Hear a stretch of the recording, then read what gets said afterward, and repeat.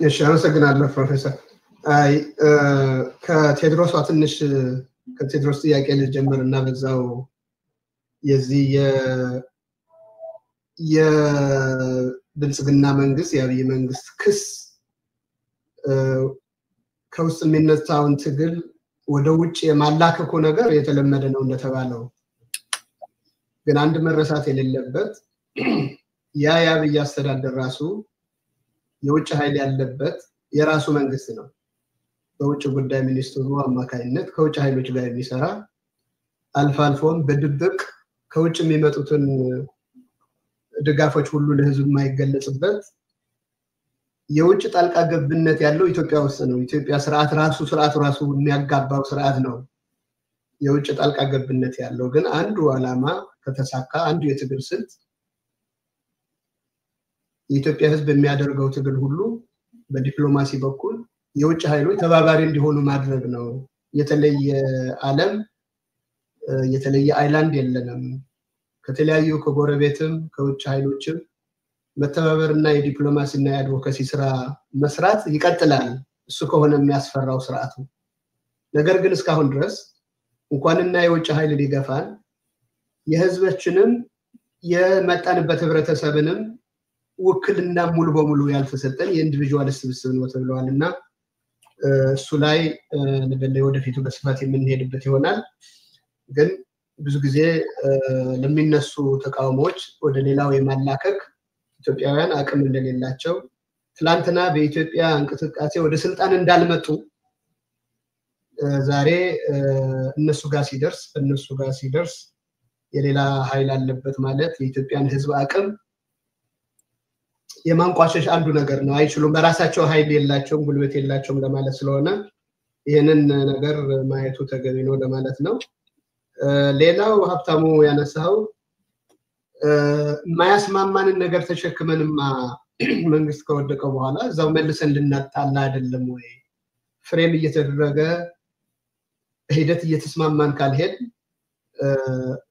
ያ ሀገሪቱ ስርዓት ከፈረሰ በኋላ ሁሉም ነገር የመፈራረስ አደጋም ሊደርስበት ይችላል። በሂደር የተቀመጠ አይደለም፣ ደረጃዎች አሉት ነው።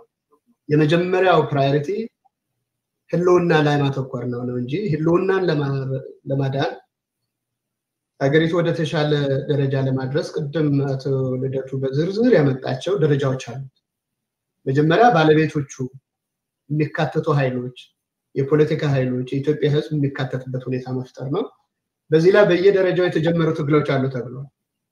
ሁሉም እያንዳንዱ በውጭም በውስጥም ያሉ የየራሳቸው ሮድማፕ አላቸው። የየራሳቸው ይሄንን ስርዓት ለመጣል የሚያደርጉት ትግል ሁሉ መቋጫ አላቸው።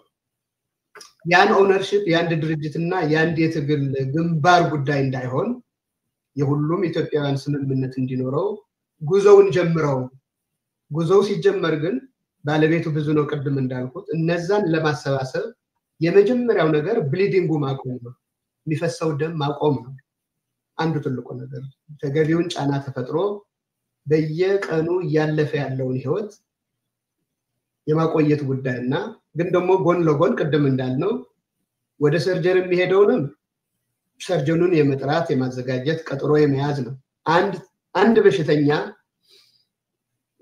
ኢመርጀንሲ ከገባ በኋላ ወዲያውኑ ሰርጀሪ አይደረግለትም። ህይወቱን ሙሉ በሙሉ የሚያድን ከበሽታው የሚገላገልበት ነገር በአንድ ጊዜ በኢመርጀንሲ ሩም አይሰራም። ሰውን እየተባለ ያለው አደጋ አለ። ህልውና እንዳይጠፋ ህልውናን ማቆየት የሚያስችሉ ስራዎችን ጀምር። ደረጃ በደረጃ ግን ፖለቲከኞች አሉ፣ ፕላትፎርሞች አሉ፣ በጣም ብዙ ትግሎች ይደረጋሉ በውስጥም በውጭም። እነዚህን ለማቀናጀት የሚያስችል የጋራ ስምምነት እንዳለ መንገድ እንፈልግ ነው፣ ጥሪ እናድርግ ነው እንጂ በሂደር የተቀመጠ አይደለም ለማለት ነው። ኦፍኮርስ መጨረሻው ዳኛው የኢትዮጵያ ህዝብ ከሆነ ለሽግግር የሚደረጉ መደላድሎች ድልድዮች እንጂ መጨረሻው ምርጫው የህዝቡ ነው የሚሆነው። አንዳንዶቹ በምርጫ ጊዜ የሚወሰኑ ነው የሚሆኑት። ለኢትዮጵያ ምን ያዋጣታል? አዲስ ኢትዮጵያ፣ የነበረችው ኢትዮጵያ፣ ሌላ አሬንጅመንት፣ ሌላ ፌደራሊዝም፣ ሌላ ኮንፌደራሊዝም። ቅድም እንዳልኩት ነው እንደኔ እንደ ግለሰብ እንኳን ሳይቀር ገና ከኢትዮጵያ ጋር አብሮ ለመቀጠል እርግጠኛ ያልሆንኩበት ሁኔታ ላይ ነው ያለሁት። ግን እኔም ሌላ ጥያቄ ያለው ሰው በሂደት በውይይት ይፈታል ግን ሁሉም ጥያቄ እስኪፈታልኝ ድረስ ዳር ቆይቼ ዳር ሆኜ ልጠብቅ ወይስ ይሄን ስርዓት በማስወገድ አስተዋጽኦ ላድርግ በሚለው ጉዳይ ላይ ነው እየተስማማን ያለን እንጂ የምትጠይቁት ጥያቄ ራሳችሁ መልስ እንደሚኖራችሁ ይገባናል የተስማማነውም ይሄው ነው እኛ አሁን ለኢትዮጵያ ህዝብ መልስ ጨርሰን ይሄ ነው የሚያዋጣ ይሄን አይነት አሬንጅመንት ይሄን አይነት አይዲዮሎጂ አንልም ልክ ኢንጂነር ይልቃል እንዳለው ሪዮት ዓለሙም ልዩነቱም እንዳለ ይቆያል ግን በልዩነት ተቻችሎ የመኖሩ ነገር የሁሉም ስምምነት ይጠይቃልና ያ በሂደት የምንሄድበት ነገር ነው የሚሆነው ደረጃችሁም አሉት ከ1 እስከ 4 በተዘረዘሩት በመግለጫው ላይ እንደተመለከተው የብዙ ባለሙያዎች የብዙ ፖለቲከኞች የብዙ የማህበረሰብ አካላት የሚሳተፉበት ሁኔታ ነው የሚሆነው በተለያየ ወቅት የተለያዩ ስህተቶች እንደተፈጠሩ በየፊናችን አድሚት አድርገናል ከስህተታችን መማር እንዳለብን ቀደም እንዳልነው ነው አንዱ አሸናፊ ሆኖ ሲወጣ ሌላው ተሸናፊ የሚሆንበት ሁኔታ ከተፈጠረ ያ መልሰን እንደገና በዛ ሳይክል ውስጥ ነው የምንኖረውና ጥያቄዎቹ በይደር የተቀመጡ ለማለት ነው ባጭሩ ሀብታሙ እነሱንም ቢሆን ደረጃ በደረጃ ከሽግግሩ መድረክ እስከ ዲሞክራሲያዊ ግንባታ የሚሄዱ ሂደቶች አሉ እነዚህ ኤክስፐርትስ የሚጠይቁ የቅድም ያልነው የሁሉም ህብረተሰብ ተሳትፎ የሚጠይቁ ይሆናሉ ዋናው ነገር ግን ይሄን ሁሉ እስኪሟላ ድረስ በየጊዜው ወረቀት እየማጨርን ቁጭ ብለን እንጠብቅ ወይስ ትግሉን አፋፍመን ወደ አንድ አምጥተን ሁሉም የሚፈልጉት ህዝቦች ስቴክሆልደሮቹ ወደ አንድ የሚመጡበት ድልድይ እንስራ በሚለው ላይ ነው በዛ ደረጃ ላይ ያለነው ለማለት ነው አመሰግናለሁ አንዳንዶቹ ጥያቄዎች አስቀድመው የተመለሱ ይመስላል አሁን ብዙ በደል የሰሩ በፖለቲካ ምህዳር ውስጥ መጠቀም የማይገባን ቋንቋ የተጠቀሙ እንዴት እዚህ ሊቀላቀላሉ የሚችለው ያው ቀደም ሲል አተወደቱም ተናግረውታል እኛ ጥያቄዎች አይደለንም ለመጠየቅም ጊዜው የለም ነገር ግን ሰላምን ለማውረድና ጦርነትን ለማቆም ከሁሉም ወገኖች ጋር መነጋገር ሰፊ እንኳን መጣል አስፈላጊ መሆኑ አስቀድመን ተናግረናል ምናልባት እነዚህ የተደራረቡ መልሶች ሲሰጡ